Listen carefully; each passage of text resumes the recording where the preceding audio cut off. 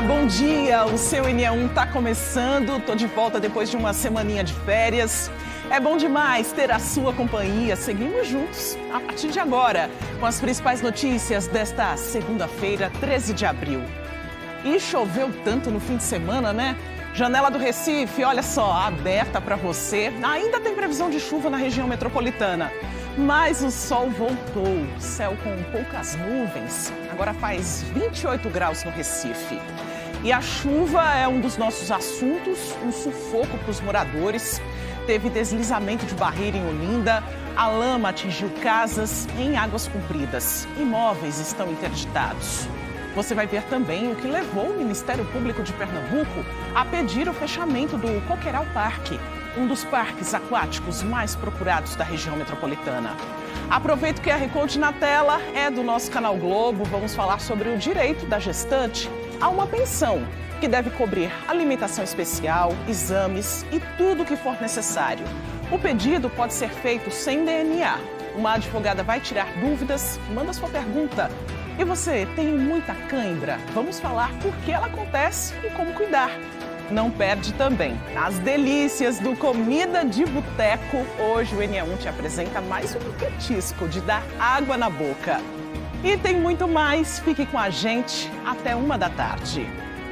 Agora são 11h50. Está preso no Departamento de Homicídios e Proteção à Pessoa, o DHPP, Felipe Inácio Martins da Silva, de 19 anos, que confessou ter matado e esquartejado a companheira no bairro do Curado 2, em Jaboatão dos Guararapes.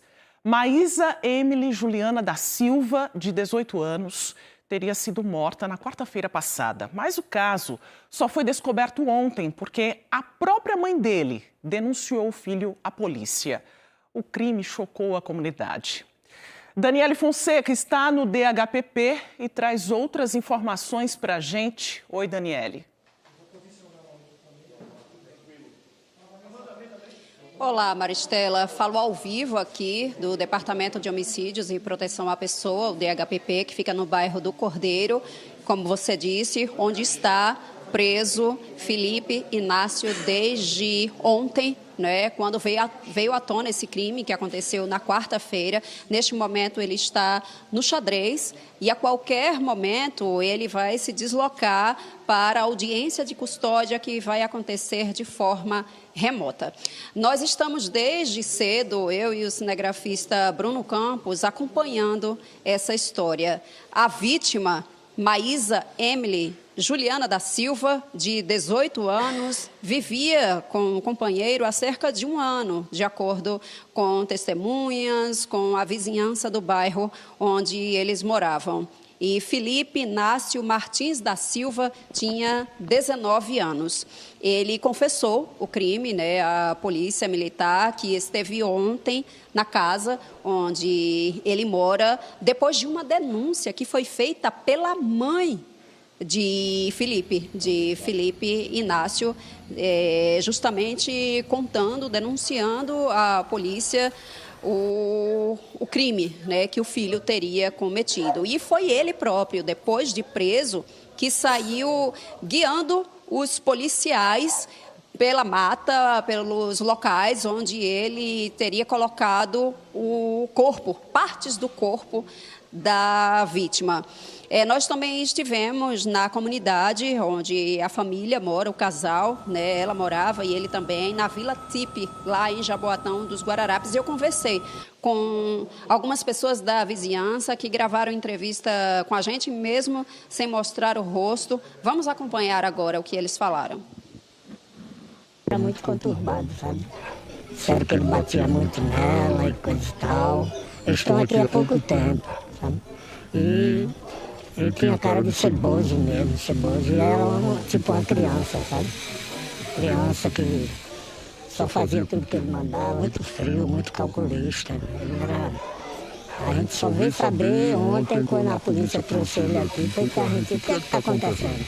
Aí começou a surgir a notícia, né? Ela vivia tranquila. Agora só que o companheiro dela tinha um filho muito possessivo. Já tentou uma vez aí espancar ela, não espancou porque eu não deixei. Mas ele disse, não, mas a mulher é mesmo, sabe? Se a mulher é sua, tudo bem. Mas você não pode ter questão de você nem querer ficar com a mulher por sem a mulher querer. Porque ela queria ficar com ele queria ficar com ela, e ela não queria. Ela vivia com ele com medo.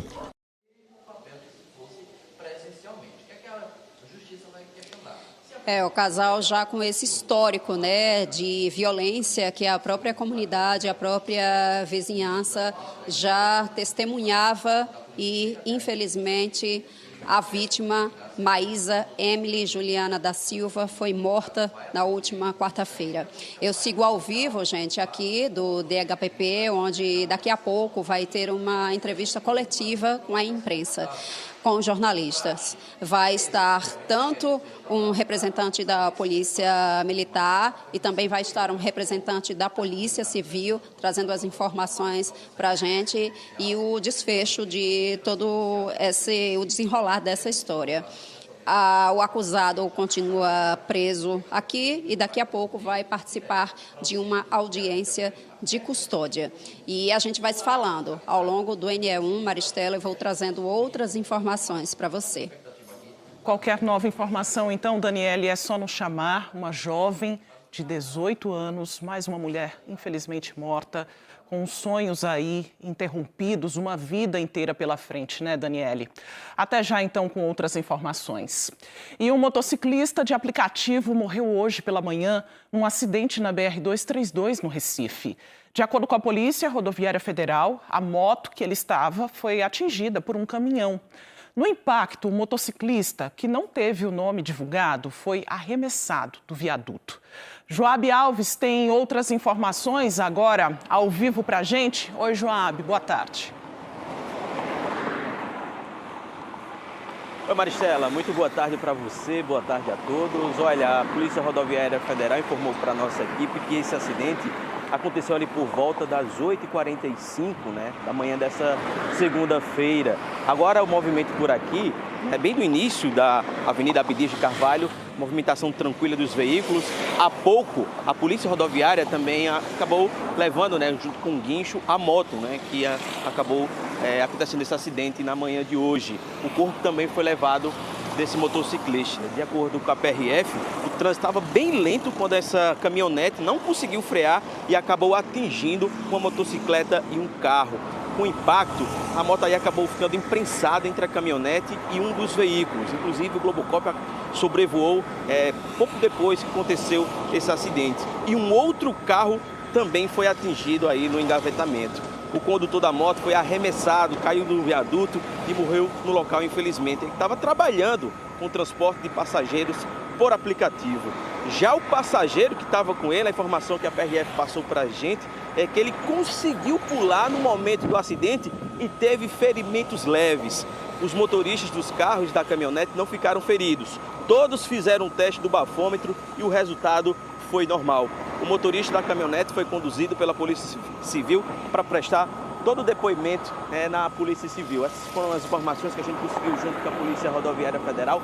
Mas agora o movimento do trânsito estava bem lento, inclusive quando a gente chegou por volta aí das 11h20, mas agora o trânsito está fluindo normalmente por causa desse acidente que aconteceu logo cedo. Infelizmente, o motociclista estava trabalhando, acabou morrendo devido a um acidente de trânsito aqui, bem no viaduto da 232. Eu volto com você aí no estúdio.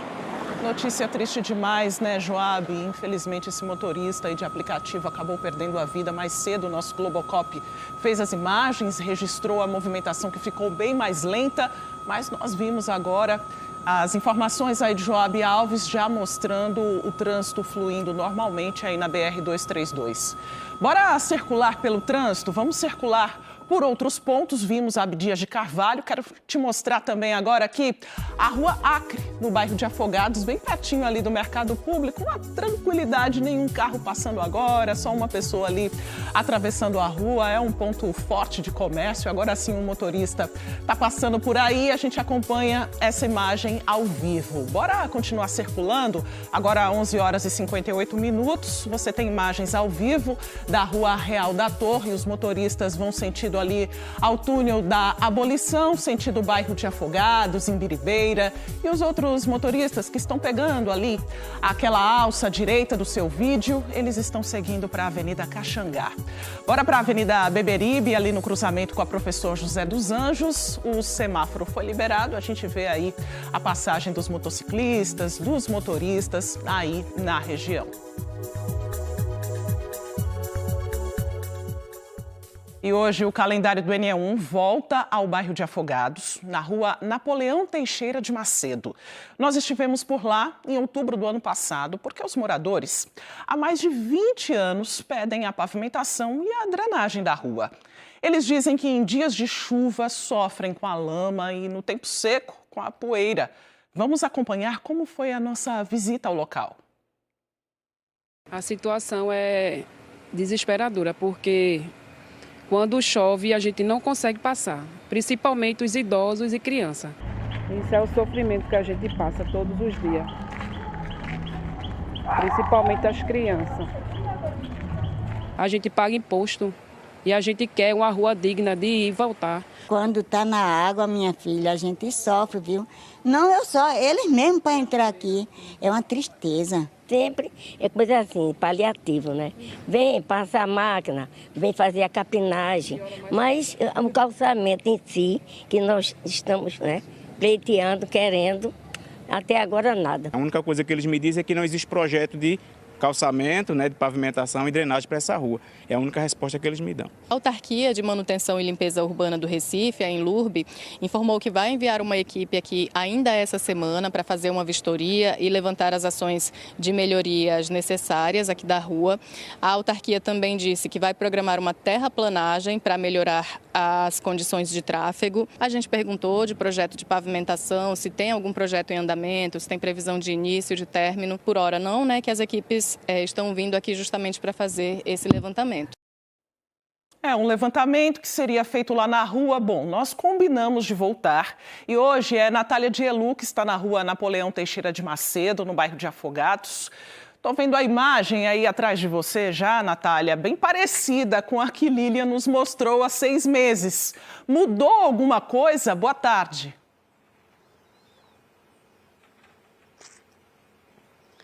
Boa tarde, Maristela. Boa tarde a todos. Nada mudou. Como você vê na imagem, caiu uma chuva ontem à noite, na madrugada, e aí a rua, que tem buracos enormes, se transforma nessas poças de lama, né? Os carros têm dificuldade para passar, as pessoas têm dificuldade para se deslocar, tem idosos, pessoas com deficiência, aqui na rua Napoleão Teixeira de Macedo, em Afogados. E todo mundo está cansado, né, dessas promessas, da Prefeitura do Recife não ter uma resposta definitiva sobre a situação dessa rua. Eu estou aqui com esse senhor que é morador. Qual é o seu nome, senhor? Baman Barbosa Brasilino. O senhor mora aqui há quanto tempo? Desde 1988. E essa é uma história que se arrasta, né? Uma reivindicação de vocês que se arrasta por muitos anos. O tempo todo. Desde 1988 que a gente cobra a pavimentação dessa rua e nada acontece. Em 1990 eles até iniciaram, mas de lá para cá foram embora e não terminaram o serviço até hoje. E continua esse problema. Deixa eu falar com mais alguns moradores, que a gente está nessa parte aqui. Qual é o nome do senhor? Francisco. Seu Francisco, o senhor mora aqui? Moro. Como é que o senhor se sente de ver a sua rua assim? Porque disse que demora dias para essa água escoar, né? É um descaso total dessa prefeitura, porque é tempo que nós solicitamos e diz que vão calçar e até agora nada. Infelizmente. Se eu passar aqui para esse lado para eu falar com mais gente. Olha só, gente, os carros passam bem devagarzinho. Dizem que quando vem... Vem cá, senhor, por favor. Quando vem transporte por aplicativo mesmo, às vezes os carros não querem nem entrar, né, senhor? Qual é seu nome? João Murilo. De fato, como a gente viu até agora, né? O carro entrou ali, mas ele não quis trazer a pessoa até na frente, né? Porque ele tem medo de haver algum problema com o carro, né? Senhor, vem mais para cá aqui, porque o senhor está com os papéis na mão. Então, assim, esse problema aqui é antigo. Eu já fiz vários e-mails, né, para a Enlurb, para a URB. Seu João, ele imprimiu esses e-mails. Imprimi todos, né? Inclusive na outra reportagem eu também entreguei esse material, né? Não tenho resposta, até agora a gente não tem resposta. Enfim, é um descaso total. Sempre que acontece aqui é esse descaso que a gente está vendo. Não tem a menor condição, né, minha gente? Porque diz que demora muito tempo para a água escoar. E quando não tem água, assim, tem buraco, muito buraco. Wagner estava me mostrando um vídeo que ele fez de uma trend que está até sucesso na internet, né? Que é aquela do Será. E você fez exatamente para chamar a atenção sobre esse problema, né? Infelizmente, é uma situação que não é de hoje. Eu tenho aqui 1 ano e pouco. Você viu muita gente aqui que vem há muito tempo aqui nesse sofrimento. Pessoas que vêm, que não conseguem nem entrar aqui, porque realmente a situação não ajuda. Cadê você, prefeito? Cadê a prefeitura para fazer isso aqui acontecer? Tá? Já está chegando as eleições aí, vão querer. A gente precisa de ajuda para já. Idosos, crianças, pessoas de colo, pessoas com deficiência precisando da sua ajuda. Vem para cá fazer a diferença aqui. É aqui que precisa. E aqui a gente conversou agora com alguns moradores, mas tem esse pessoal todo aqui, inclusive Suzana, né, que teve com Lilian Oliveira na primeira vez que nós estivemos aqui em outubro. Eles frequentam essa igreja aqui, então são pessoas que conhecem esse problema de perto, né, Suzana, e esperam uma solução. A gente espera faz muitos anos, né? Às vezes a gente traz criança para cá, mas não tem como a gente trazer com tanta água que tem ali. Teve uma criança mesmo que ia caindo, se eu não segurasse nela, ela ia se borrachar na lama. E a gente quer uma solução, né? Uma solução definitiva, né? Porque não adianta passar só uma máquina. Exatamente. A máquina é só um paliativo e piora mais ainda. A gente quer solução, prefeito. Tá certo, Suzana. A gente vai voltar, porque a gente pediu uma resposta da Prefeitura do Recife. A gente vai mostrar mais um pouco da situação da rua e ver o que é que a Prefeitura tem para dizer para os moradores aqui de Afogados, Maristela.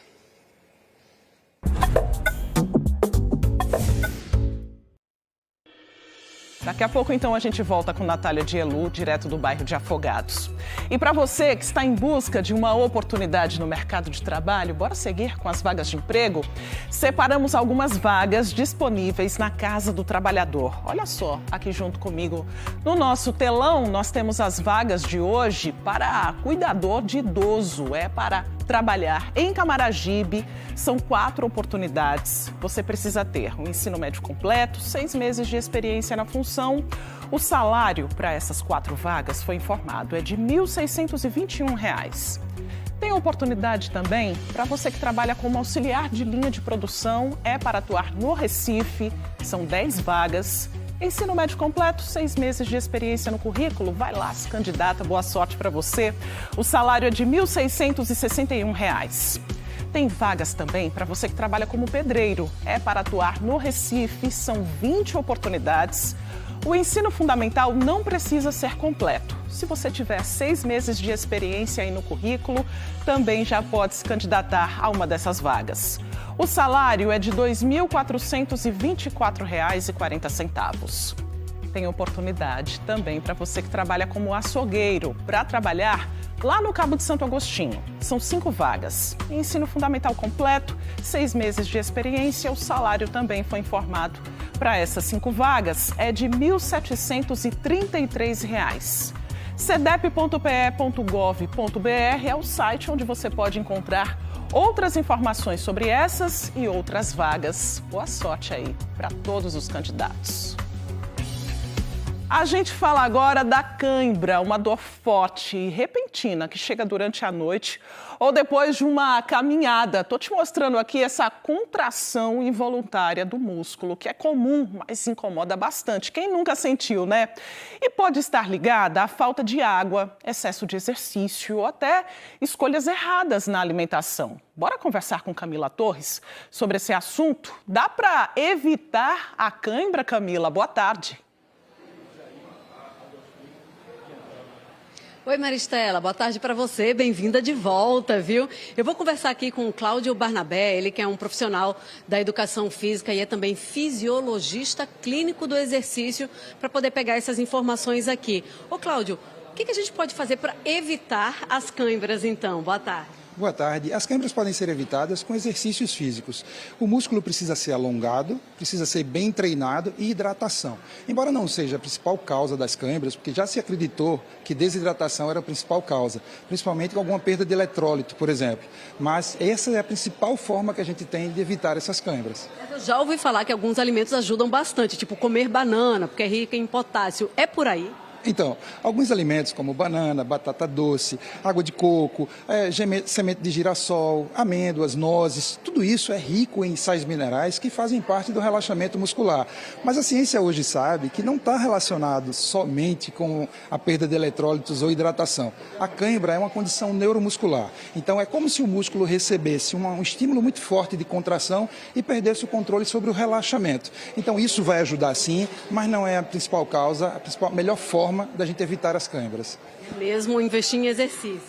Não tenha dúvida que o que a gente precisa fazer como profilaxia das câimbras são alongamentos. Eu preciso fazer com que o meu músculo tenha estiramento muscular adequado, treinamento adequado e hidratação. Isso melhora o controle neuromuscular, fazendo com que eu não tenha aquela contração súbita, involuntária, muito dolorosa, que acontece, é como se o músculo recebesse uma informação de só contrair e não relaxar. Parece uma pedra. Isso é muito dolorido e pode machucar.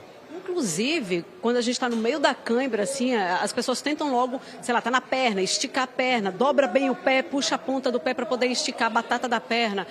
Na hora da cãibra, o que fazer? A gente tenta esticar mesmo meio que à força? Esse teu exemplo é muito bom, Camila, porque, na verdade, puxar o pé, se for no pé, por exemplo, é uma excelente condição. É uma condição terapêutica aguda, indicada. Então, se eu tenho aquele pé que está apontado para baixo, com muita força na panturrilha, eu posso puxar com a mão. Se eu não alcançar, eu posso usar o próprio lençol, esticar até onde o organismo aguentar, e isso vai causar um estímulo reflexo, vai causar um estímulo proprioceptivo de relaxamento. Eu sei que dizer isso agora é fácil, na hora é muito dolorido, é muito doloroso, então o ideal é segurar até o limite articular e isso vai passando, porque ele dura de alguns segundos até alguns minutos importantes. Por falar em lençol, Cláudio, às vezes a crise da cãibra vem no meio da noite, faz a pessoa até acordar da dor que a pessoa sente. A cãibra que vem de noite, por exemplo, é diferente da cãibra que uma pessoa sente no meio de um exercício? Jogador de futebol, por exemplo, às vezes cai mesmo no gramado por causa de uma cãibra. Elas são diferentes? Não, elas não são diferentes. Via de regra, o que é uma cãibra? É uma dor súbita, dolorosa e involuntária. Isso tem como causa, às vezes, o sedentarismo, excesso de treinamento, como você falou, do atleta, e tem a cãibra noturna, que é muito prevalente em pessoas acima de 50 anos e idosos acima de 60 anos relatam muita frequência disso. Então, o quadro clínico é o mesmo, a dor é a mesma, e isso acontece porque o pé fica muito tempo parado, às vezes como um seta, apontado, e a falta de circulação e descontrole neuromuscular provocam essa dor. Via de regra, essas dores são benignas e têm tratamento comportamental, mudança de estilo de vida e essa condição que eu falei sobre alongamento, hidratação e reforço muscular. Quando é que a cãibra precisa de muito cuidado? Quando ela estiver diretamente relacionada a uma doença crônica, por exemplo, diabetes, doença renal, alterações hormonais, alterações vasculares ou doenças neurológicas. Se as câimbras forem muito intensas e muito frequentes, aí a gente precisa procurar ajuda médica para poder saber qual é a causa, a principal etiologia, para a gente cuidar disso. Cláudio, muito obrigada aqui pelos esclarecimentos. Simbora, pessoal, então, investir no exercício. Maristela. É isso, Camila. Tem muita gente que sente, mas não sabe por quê. Agora tivemos aí todas as informações, inclusive sobre o que fazer, né, Camila? A seguir, o Ministério Público pede fechamento de parque aquático que funciona de forma irregular. E ainda a gente fala sobre as chuvas na região metropolitana. Ontem uma barreira deslizou e atingiu casas em Olinda. Você acompanha imagens do nosso Globocop, que esteve hoje pela manhã no local. Dá para ver a vegetação que foi arrastada pela barreira. Muitas árvores no chão, tem metralha, lixo. Pela manhã, trabalhadores da Prefeitura de Olinda estiveram em Águas Compridas para fazer a limpeza aí do local. O N1 volta já, agora 12h12.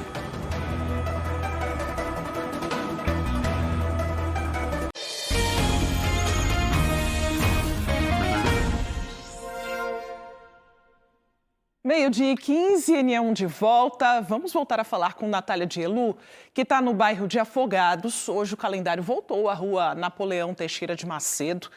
O que a prefeitura respondeu aos moradores, hein, Natália, dessa vez? Está todo mundo aqui reunido, Maristela, esperando essa resposta que eu vou trazer agora para os moradores, mas a gente veio para outro ponto aqui da rua para mostrar para vocês que não é uma rua muito comprida, mas que é lama, buraco e caos para todo lado, né? Aqui na rua Napoleão Teixeira de Macedo. Pois bem, a gente pediu uma resposta novamente à Prefeitura do Recife. A gente está vendo até o menininho que está vindo ali da escola, tendo que se livrar dos buracos, das poças, né? A realidade dos moradores aqui em Afogados, uma realidade muito antiga, né? E, infelizmente, a resposta que em Lourbe, né, a Prefeitura do Recife traz, é a seguinte: ela diz que vai realizar uma nova ação de terraplanagem na via para melhorar as condições de tráfego e verificar a possibilidade de incluir a rua na programação de obras da Prefeitura do Recife por meio do programa Rua Tinindo, que já beneficiou cerca de 190 vias. O problema é que a Prefeitura ainda vai avaliar, só que a Prefeitura já conhece esse problema há muito tempo, né? Que inclusive o morador João Murilo, né, mandou alguns e-mails. Mas a gente vai continuar acompanhando. Como é que vocês veem essa resposta? Infelizmente, não é a solução desse problema. Seria dizer que vai terraplenar e asfaltar a via, porque impostos são pagos e IPTU está em dias. Mas o serviço da Prefeitura requer ainda uma melhor atenção para nós. Estamos ficando invisíveis perante a Prefeitura do Recife. Porque vocês querem uma ação definitiva, né? Porque a terraplanagem já teve antes, né? Correto. Sempre quando solicita, ele vem e passa a máquina, mas não é suficiente. Precisamos, calçada temos, mas precisamos do asfalto. Nós, moradores aqui da rua Napoleão Teixeira de Macedo, queremos respeito e dignidade para sair de casa com os nossos filhos e pessoas idosas. Teve até um senhor que disse que tem um sobrinho, que tem um sobrinho com microcefalia, né? E que aí quando o carro vem trazer ele é uma agonia, né, seu João? Daqui a pouco ele deve estar chegando aqui, mas até para o PE Conduz que vem trazer ele aqui, baixar, né, a lâmina para poder ele subir, é muito complicado, muito complicado. Então, assim, eu acho que agora há pouco mesmo a minha irmã veio com o meu sobrinho, eles filmaram, né? Ela veio com ele e o Uber deixou ela ali na entrada, porque não tem como entrar aqui. Vocês viram aí a moto passando, né? Não é tão raso não, viu, minha gente? É buraco grande, né? Vocês quando vêm para a igreja ali no final da rua, às vezes tem que ficar ali no começo da rua, né? Idoso, eu mesmo não estou ouvindo muito, porque não é brincadeira não, você é à noite, a rua meio escura, você atolar o pé na lama, riscar de pegar uma doença, tá muito difícil transitar nessa rua. Eu peço ao prefeito que dê uma olhadinha pra gente, viu? E melhore aqui as condições da rua, porque a solução é o calçamento. Qual é o nome da senhora? Isabel. Qual é o nome do senhor? Albérico Claudino. Seu Albérico, vocês viram, né? Então vamos marcar aqui no calendário, Suzana e esse outro senhor que mora aqui, Bamã. Vamos marcar agosto, seu Bamã. Bote aí dia 13 de agosto, que a gente vai voltar para ver se finalmente algo efetivo foi feito pelos moradores aqui. Eu agradeço muito a vocês, a participação e a confiança aqui no NE1, e a gente vai continuar se comunicando. Maristela, a gente volta com você.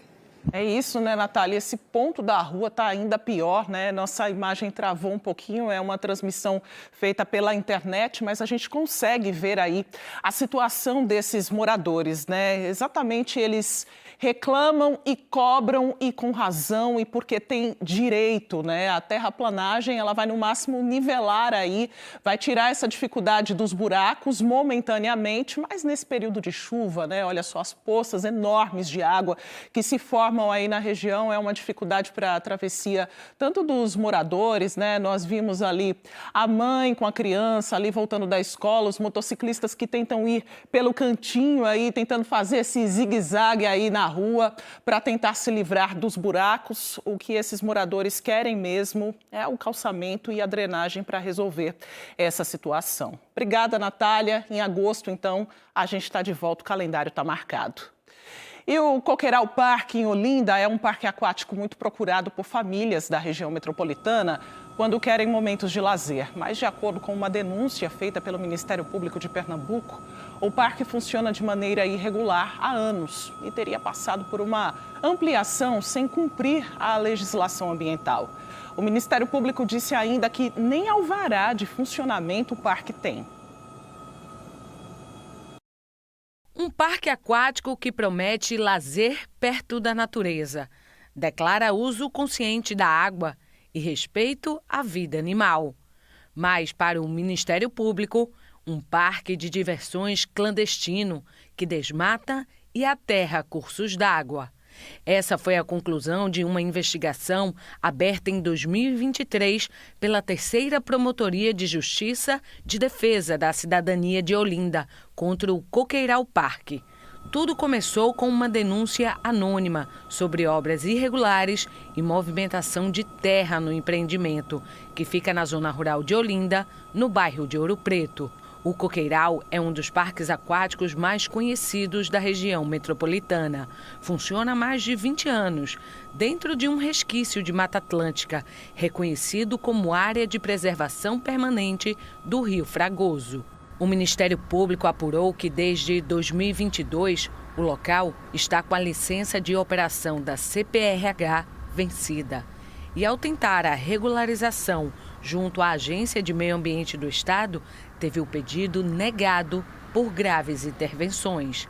De acordo com documentos da CPRH de 2025, as vistorias constataram que nos últimos anos o parque extraiu um minério de forma ilegal, o barro que tinha dentro da APP. Construiu um barramento de concreto no leito do Rio Fragoso, mudando seu curso natural, sem qualquer autorização ou estudo de impacto, e descartou de maneira criminosa resíduos da construção civil na própria APP. A CPRH chegou a emitir um auto de infração com multa, embargo da área e pedido de plantio de 700 mudas de Mata Atlântica, o que não teria sido feito. Além de degradar o meio ambiente, o Ministério Público descobriu problemas na documentação do parque. Diz que ele está funcionando sem alvará da Prefeitura de Olinda. O atestado do Corpo de Bombeiros está expirado desde 2019 e a licença sanitária perdeu a validade em 2024. O que mais surpreendeu o Ministério Público foi que o parque ele está operando, ele está em funcionamento, em atividade, sem nenhuma licença de funcionamento. Ele nem tem a licença de operação expedida pela CPRH, que foi expressamente negada.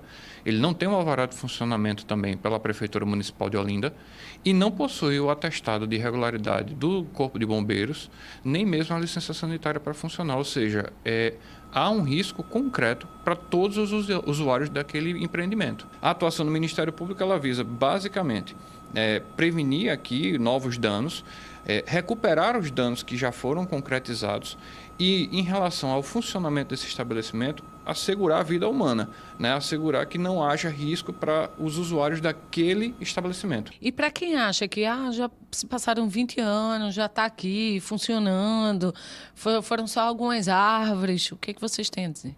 O dano ambiental ele é imprescritível e ele vai permanecer para quem esteja naquele empreendimento, qualquer que seja o proprietário, seja particular, seja até mesmo o poder público. Se houve a constatação de que há um dano ali, o dano ele vai ser arcado não só por quem o causou no passado, mas também pelo atual proprietário, mesmo que ele não dê causa a esse dano. Pelo histórico de não cumprir acordo com a CPRH, o promotor entrou na Justiça no dia 13 de março com uma ação civil pública contra o Coqueiral Parque, sem tentar negociação com o proprietário.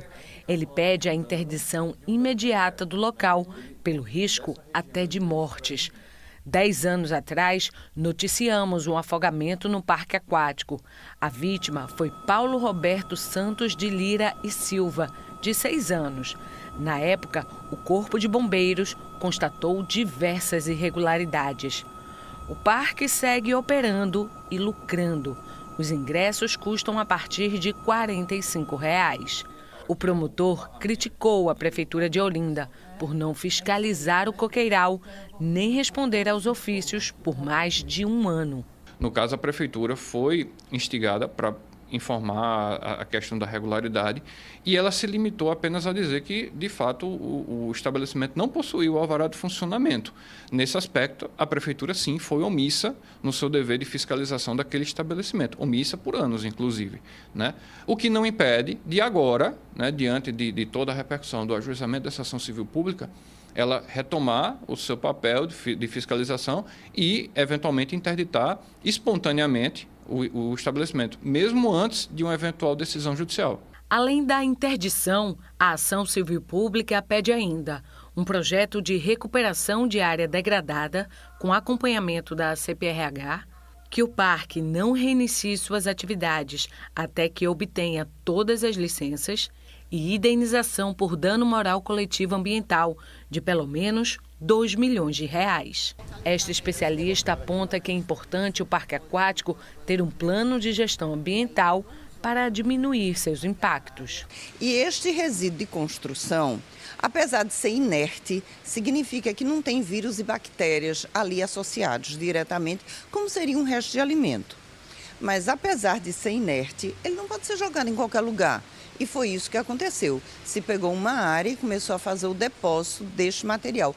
Isto é ilegal. É ilegal na esfera federal. A gente tem a Lei de Crimes Ambientais, que proíbe, a 9605 de 98. Então, veja, não é uma lei recente. E o artigo 54 deixa muito claro que é crime federal fazer esse depósito inadequado de resíduos. Mas quando a gente vai também para a política estadual, nós temos a política ratificando o que a legislação federal diz. E quando a gente vai para o município também tem uma sequência de normativas. Então, isso tudo não está sendo observado. Nós procuramos a Prefeitura de Olinda. Em nota, a Prefeitura disse que tem ciência de que o caso foi judicializado pelo Ministério Público, mas que até o momento não recebeu nenhuma intimação sobre o processo. A Prefeitura disse ainda que, assim que for notificada, vai atuar de acordo com a decisão do Judiciário. A Agência Estadual de Meio Ambiente, a CPRH, informou que o Parque Aquático Coqueiral Parque solicitou em outubro de 2024 a renovação da licença de operação, o que motivou vistorias técnicas no local. As inspeções apontaram que parte do parque está em área de preservação permanente do Rio Fragoso, além de outras irregularidades, como descumprimento de compensação ambiental, extração mineral sem licença, construção irregular no leito do rio e descarte inadequado de resíduos. Diante disso, o empreendimento foi multado em R$5 mil. Teve as atividades embargadas e teve o pedido de licença negado. A CPRH disse ainda que a empresa apresentou defesa e um novo plano ambiental que ainda está em análise. A CPRH reforçou que, atualmente, o parque não possui licença válida e que passará por nova vistoria para verificar o cumprimento das normas. Nós também procuramos o Coqueiral Parque para responder às denúncias feitas pelo Ministério Público de Pernambuco, mas até o momento não tivemos retorno. A gente vai continuar acompanhando esse caso aqui no NE1. A gente volta agora a falar com Daniele Fonseca, que está no Departamento de Homicídios e Proteção à Pessoa, o DHPP, para onde foi levado Felipe Inácio Martins da Silva, de 19 anos, que confessou ter matado e esquartejado Maísa Emily Juliana da Silva, de 18 anos, no bairro do Curado 2, em Jaboatão dos Guararapes. Daniele. Maristela, o acusado está aqui desde ontem, né? Depois que a polícia militar o localizou após a denúncia feita pela mãe dele. Agora há pouco, o cinegrafista Bruno Campos fez imagens de um momento em que ele saía de uma sala, do xadrez, na verdade, onde ele estava, e se dirigia para uma outra sala onde acontece a audiência de custódia que está sendo feita de forma remota. Agora há pouco terminou a coletiva de imprensa aqui, onde estavam o tenente-coronel da Polícia Militar e um delegado da Polícia Civil, e a cada informação que eles passavam, deixava claro para a gente o quanto esse crime foi brutal, bárbaro, e que tirou a vida de Maísa Emily Juliana da Silva, de 18 anos. A princípio, ele foi preso pelo crime de ocultação de cadáver, mas outros crimes vieram à tona e aí daqui a pouco a gente vai falar ao vivo com o delegado e o tenente-coronel trazendo outras informações. Antes, a gente vai mostrar para vocês uma reportagem que foi feita hoje pela manhã, contando todo o desfecho desse acontecimento. Vamos acompanhar. A vizinhança informou que o casal morava nesta casa, localizada na comunidade conhecida como Vila Tipe, em Jaboatão dos Guararapes. Aqui também teria sido o local do crime, já que a área chegou a ser isolada pela polícia. Maísa Emily Juliana da Silva tinha 18 anos e, de acordo com a polícia militar, foi assassinada na última quarta-feira. O suspeito seria o companheiro dela. Moradores da área passaram informações sobre o comportamento do casal. A gente ficou chocado, né? Porque uma coisa dessa, um crime hediondo desse. No dia do crime, o senhor chegou a escutar alguma coisa, gritos dela, ou soube que algum vizinho escutou e comentou por aqui? Nada, só veio saber depois que a polícia apareceu com ele. Mas ninguém escutou porque, segundo consta, ele deu um mata-leão nela, não sei se com a corda, com a mão, uma coisa. Ela saía por aqui, caminhava, ia para comércio, ouvia a movimentação dela? Era uma menina dócil, era aquela coisa, nem falar, falava. Eu já tinha ameaçado ela outras vezes. Só que, pra gente aqui, pra gente no cemitério, a gente ficava calado, entendeu?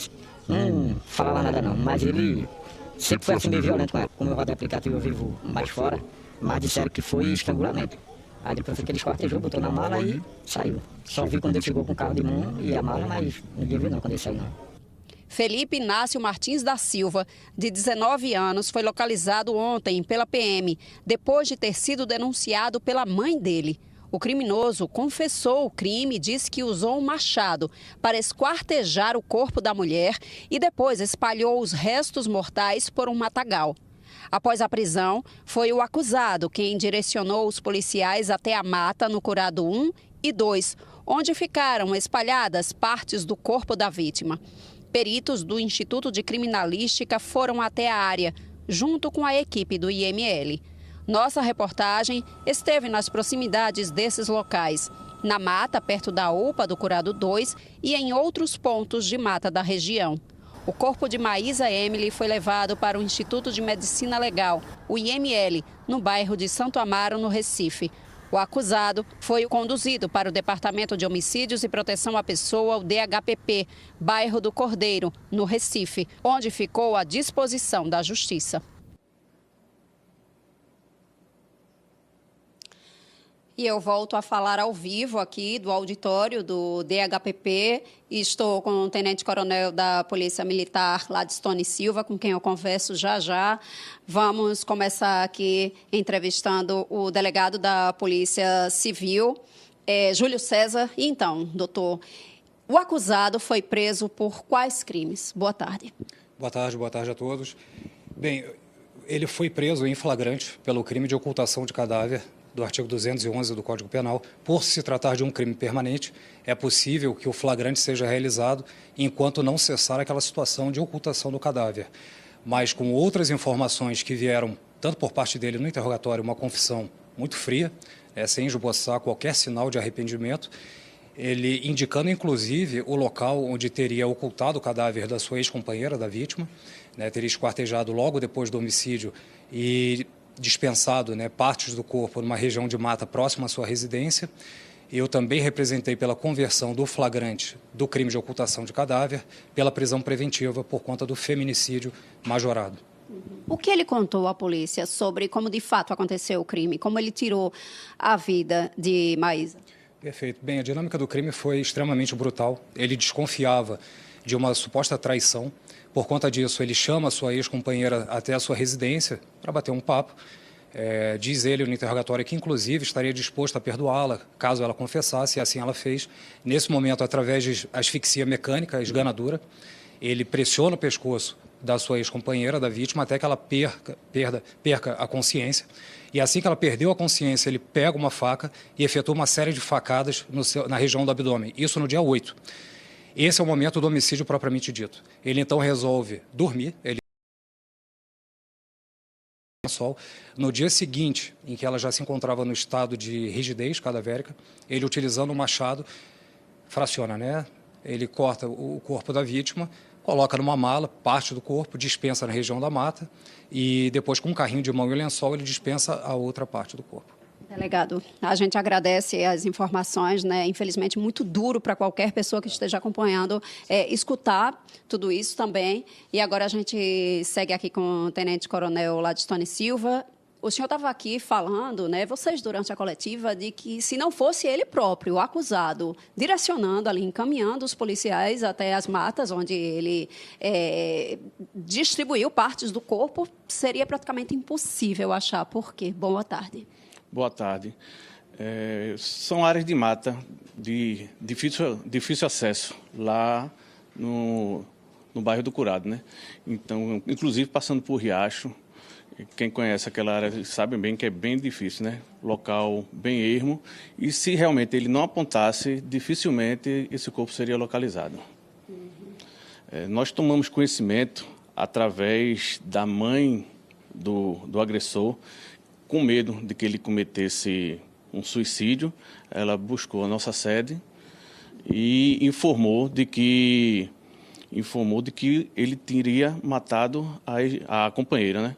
Então, ela passou o endereço, conseguimos localizá-lo, ele não esboçou nenhuma reação, confessou que tinha praticado homicídio, confessou que esquartejou e ainda se propôs a apontar os locais de descarte dentro da mata. A gente agradece também sua participação, Tenente Coronel, aqui no NE1 de hoje, trazendo essas informações de mais um crime tão bárbaro, tão brutal, contra uma mulher, uma jovem de 18 anos. A gente volta contigo, Maristela. Lamentável demais, né, Daniele? A gente aproveita para colocar no ar os canais de denúncia que podem ajudar as mulheres que estão sofrendo violência doméstica. Faz uma foto da tela, fica com isso no celular. Nós temos aqui os números da ouvidoria, da emergência policial, para denúncias anônimas, o site também. Vou ler um por um com você. Ouvidoria Estadual da Mulher, 0800 281 8187. A emergência policial, o 190. Para denúncias anônimas, 181 ou 0800 081 5001. O site para encontrar uma rede de apoio é o protegemulher.pe.gov.br. Denuncie. E o domingo foi de chuva forte no Grande Recife. E a quantidade de chuva trouxe transtornos e preocupação para moradores de Olinda. Em Águas Compridas, uma barreira deslizou e atingiu várias casas que foram tomadas pela lama, na rua 8 de Maio. Foi preciso quebrar parte de um muro para que a lama passasse. 4 casas foram interditadas pela Defesa Civil. Na comunidade, os moradores sofrem há mais de 25 anos por viverem em área de risco. Por lá, já houve um deslizamento de barreira com vítima. E os moradores estão desesperados, com medo que a situação se repita. Hoje, a comunidade amanheceu angustiada, tentando reparar aí os danos causados pela lama na barreira das casas. Pela manhã, a Defesa Civil de Olinda voltou ao local para fazer novas vistorias nas casas atingidas e na barreira que deslizou. A água passou. Ficou a lama por toda a rua 8 de Maio, em Águas Compridas. Sinais de um fim de semana difícil. Ontem, uma barreira cedeu e fez uma cascata de água e lama até a rua. 2 casas foram atingidas. Algumas pessoas precisaram quebrar esse muro para a correnteza escoar. A repórter Camila Torres conversou com moradores durante a chuva. E vocês têm para onde ir? Eu saio no momento não, mas eu me viro, do meu jeito, entendeu? Vocês têm como acomodar as 7 pessoas na casa de, não sei, ou de outros parentes ou dos vizinhos? Da minha tia aqui no Corrodonozinho, que eu posso ir para lá dormir lá, eu posso ter meu filho aqui também. E o povo aqui dá um jeito, né, para se virar, né? Que vai ter que se virar, né? Hoje de manhã não está chovendo aqui em Olinda, mas dá para ver de perto os efeitos do deslizamento dessa barreira. Ontem pela manhã tem muito mato, muita lama e principalmente muito lixo que desceu dessa barreira, atingindo 2 casas e assustando os moradores. Uma dessas moradoras é a Josiane, que estava aqui, inclusive, na hora em que essa barreira deslizou. Como é que foi nesse momento que você viu essa água toda descendo? Mais um pânico, porque eu já passei por isso há 26 anos atrás, então foi mais um susto, foi mais um pânico. E quando está chovendo a gente não dorme direito, né? Sempre de sobressalto, sempre no alerta. Qualquer estalo já se corre. Como é que está o seu coração para esse período de chuvas que ainda vai chegar com força, mas que já começou? Não sei como é que eu vou ficar daqui para lá. Na base do remédio. Na base do remédio, porque eu tenho pressão alta, eu tomo remédio. Então eu vou tentar me controlar no remédio e a cabeça, tentar trabalhar a cabeça para que eu consiga ajudar a minha mãe nisso também. A lama também chegou no terreno de Ana Paula. Eu dormi na casa da minha ex-sogra, porque a gente não tem condições de dormir para se acordar durante a madrugada, né? Porque eu já perdi uma filha embaixo do barro e não tenho condições. Aí ela me chamou para dormir lá e foi eu e a mãe de Joseane. E hoje está esse transtorno aqui dentro de casa. Já faz 26 anos que a gente passou por isso e vai passar de novo. Entra governo, entra prefeito, sai prefeito e nada é resolvido. A gente tem que ter um auxílio para fazer as coisas aqui. Como é que eu vou conseguir levantar um muro desse? Os moradores se juntaram para limpar as casas e a rua. A gente tudo corre para ajudar, né? Lá eu não escutei muito, porque eu moro aqui. Aí não estava quarto fechado, essas coisas. Aí minha esposa falou, olha, Léo, tem muita gente aí na rua, tá ajudando, caiu a barreira. Eu me levantei, tomei um café rápido e corri, né? Hoje cedo, uma equipe de limpeza urbana da Prefeitura de Olinda chegou para recolher a lama que ficou. A Defesa Civil também voltou à Rua 8 de Maio e fez novas vistorias nas casas atingidas e na barreira. Algumas árvores foram cortadas.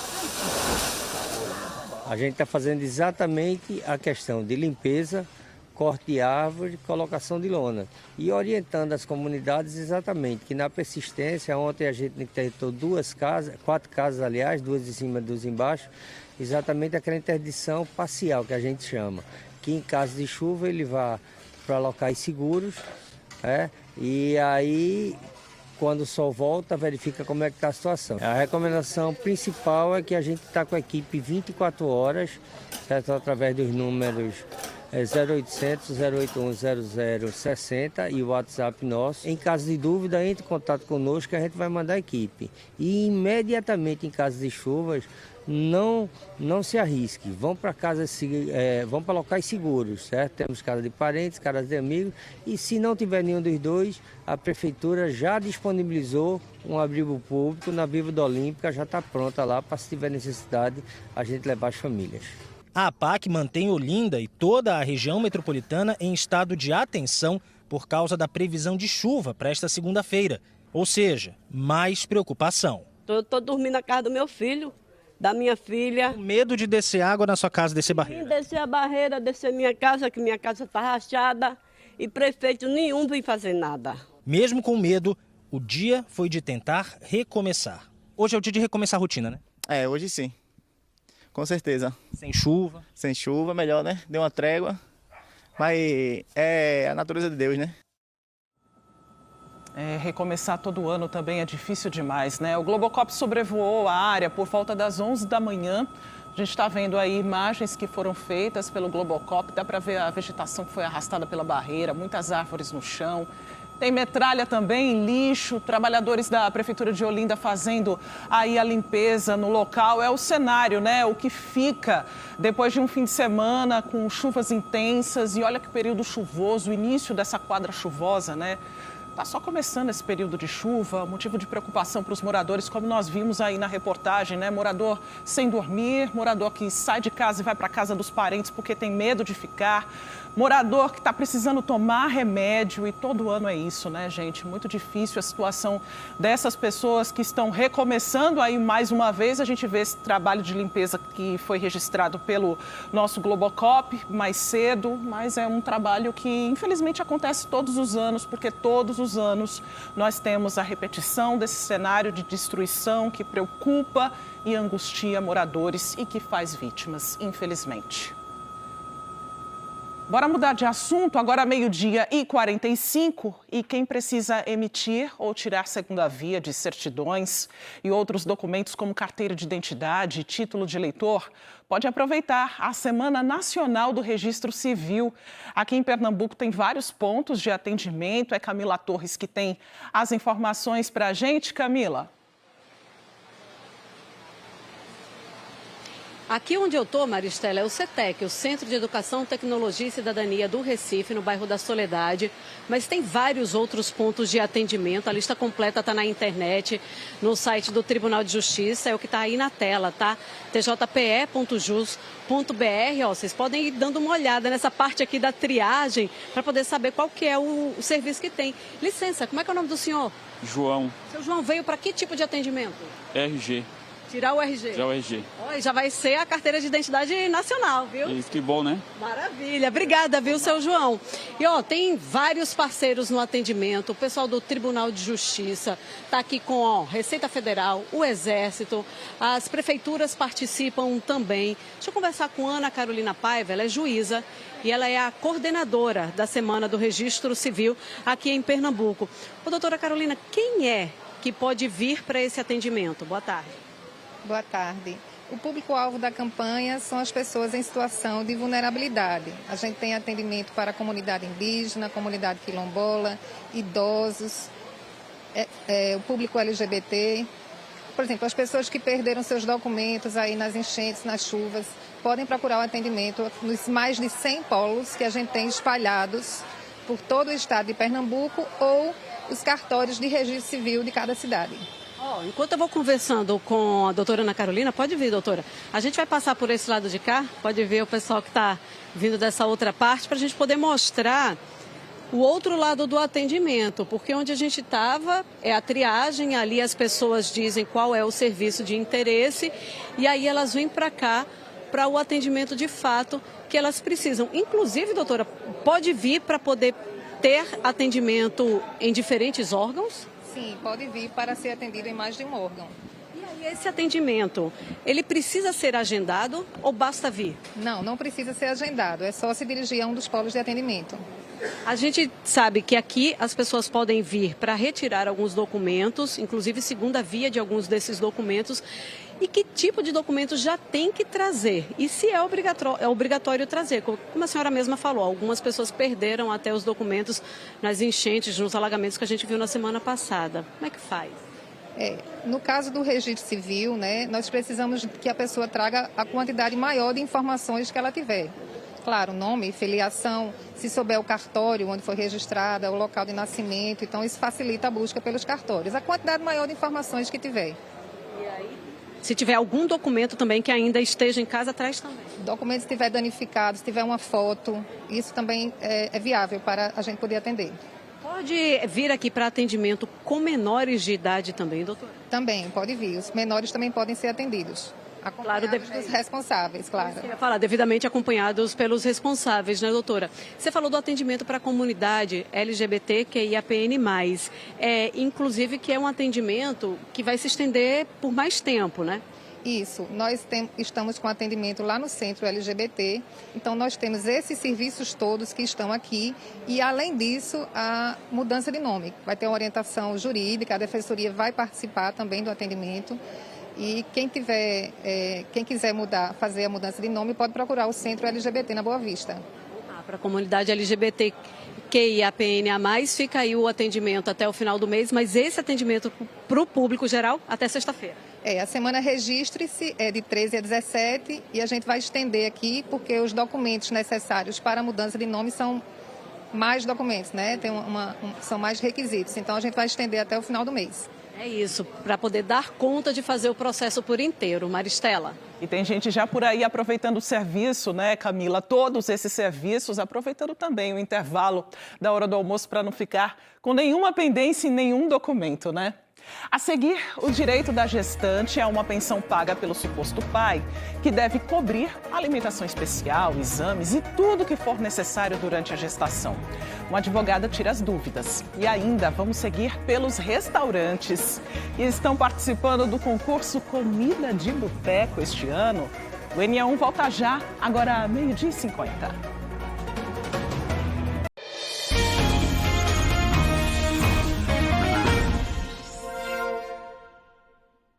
Tá rolando até o dia 3 de maio o concurso Comida de Boteco, a lista com 51 bares e restaurantes que estão concorrendo ao título de melhor boteco da região. Você encontra no G1 Pernambuco, apontando a câmera do seu celular para o QR Code aqui na nossa tela. Os estabelecimentos são do Recife, Olinda, Camaragibe e Jaboatão. Nesta 26ª edição, cada bar ou restaurante preparou um petisco exclusivo que precisa ter verduras na composição, ao preço único de R$ 40. E a gente tem mostrado nos nossos telejornais as opções apetitosas para te ajudar a montar aí o seu roteiro de visitas. Bora ver o que o Quintal do Maninho preparou? Meu nome é Micael, eu sou chefe aqui do Quintal do Maninho. A gente se encontra em Setúbal, na rua Cônego Romeu 142. O Quintal surgiu em 2019 com outro nome. Aí, de 2022, pós-pandemia, mudamos para Quintal do Maninho, porque a gente tinha um garçom que ele chamava todos os clientes de Maninho, Maninho, Maninho, aí terminou pegando esse Maninho, sabe? O maior desafio é a gente prospectar mais clientes, sabe? Assim, manter a clientela. O Comida de Boteco mudou isso. Ano passado, a gente, no primeiro dia, isso aqui encheu. Foi uma coisa de doido, ninguém estava esperando, a gente ficou na correria. Graças a Deus, todos os clientes que vieram continuaram.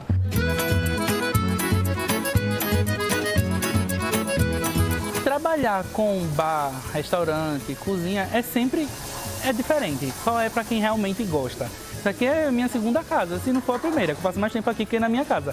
Eu amo vir nas mesas e chegar a conversar com os clientes, sabe? Quando muitos me veem dali, me veem na cozinha, já começam a dar tchau, acenar, a me chamar para conversar. O nosso prato esse ano eu montei pensando no nosso carro-chefe. O nosso carro-chefe da casa é carne de sol. É uma carne de sol desfiada, puxada na manteiga de garrafa, com cebola roxa, tomate, alho poró, coentro, cebolinho e abobrinha. Aí tudo refogadinho, tudo fica extremamente al dente. Aquela junção de sabor que explode na boca. E nossos chips, famosos chips também do Quintal de macaxeira, fui montando e deu no nosso desfiado arretado. Esse ano a nossa expectativa está lá em cima, né, para o Comida de Boteco.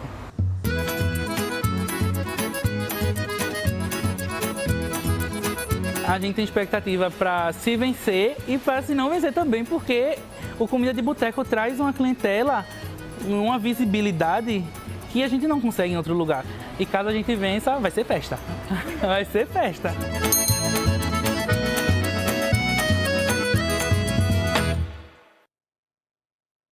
E hoje é feriado em Jaboatão. 13 de abril é dia de Nossa Senhora dos Prazeres, padroeira do município.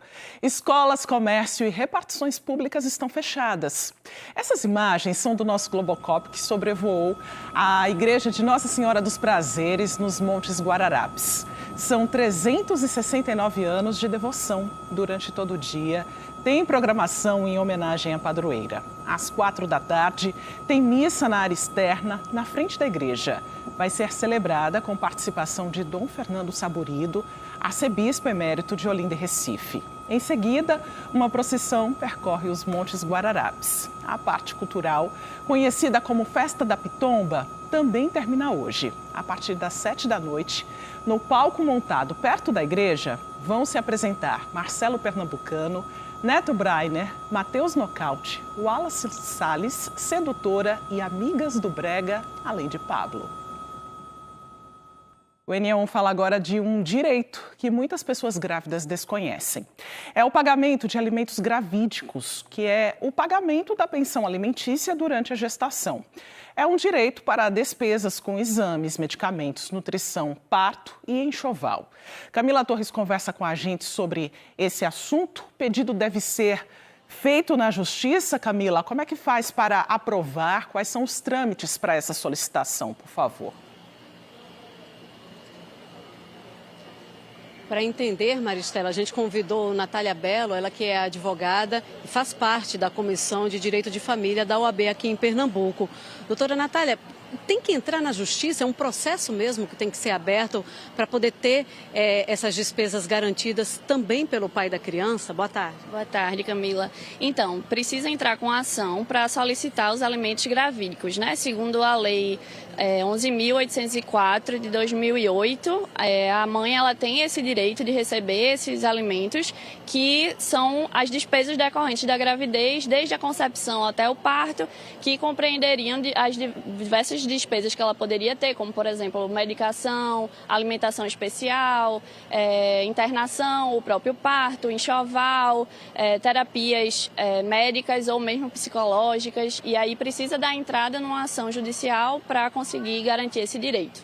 Quer dizer, a gente fala de alimentos gravídicos, mas não são só alimentos, né? Existem essas outras despesas também. E como é que é feito o cálculo do valor que o pai tem que arcar durante a gravidez? Isso, a mãe ela tem que dar entrada nessa ação, demonstrando todas as despesas que seriam necessárias, né? Então ela deve ajuntar ao processo todas as provas de que o médico solicitou aquela medicação, aquela alimentação, enfim, todas as despesas médicas que, segundo o juízo do médico, forem necessárias, e aquelas também que, de acordo com o convencimento do juiz, também sejam pertinentes da gravidez. Então ela apresenta todos os documentos provando as necessidades, e o juiz vai analisar também as possibilidades financeiras do pai e também da própria mãe. Então ele vai fazer um cálculo com base na proporcionalidade entre as necessidades do bebê, né, do nascituro, na verdade, dessas despesas que a mãe apresentar, da condição financeira da própria mãe e do pai. Ainda que o homem conteste a paternidade, a grávida ela pode entrar já com esse processo? Pode sim, basta que ela apresente, né, indícios da paternidade. Então a lei ela fala que não precisa que haja realmente, por exemplo, na necessidade de fazer um teste de DNA, porque esse seria um exame invasivo e que pode representar algum risco para o nascituro, né, para o bebê dentro do útero. Então a lei fala apenas de indícios de paternidade, que essa mãe ela vai ter que indicar no processo para mostrar que provavelmente, né, caso ainda haja alguma dúvida, esse suposto pai é o pai da criança, e convencendo o juiz disso, ele vai já determinar os alimentos para que ele pague esse valor. Natália, muito obrigada pelas informações. E aí, pessoal, é mesmo arquivar conversas, fotos e até indicar pessoas que tiveram conhecimento da relação daquele casal para que a mulher estivesse grávida naquele momento e comprovar, portanto, a paternidade. Maristela. Obrigada, Camila, pelas informações. Agradeço demais também a sua companhia e participação no NE1 de hoje, que volta amanhã. E você, claro, vai lá no Globoplay para rever e compartilhar as nossas reportagens a qualquer hora. Uma ótima tarde para você. Fique agora com o Globo Esporte.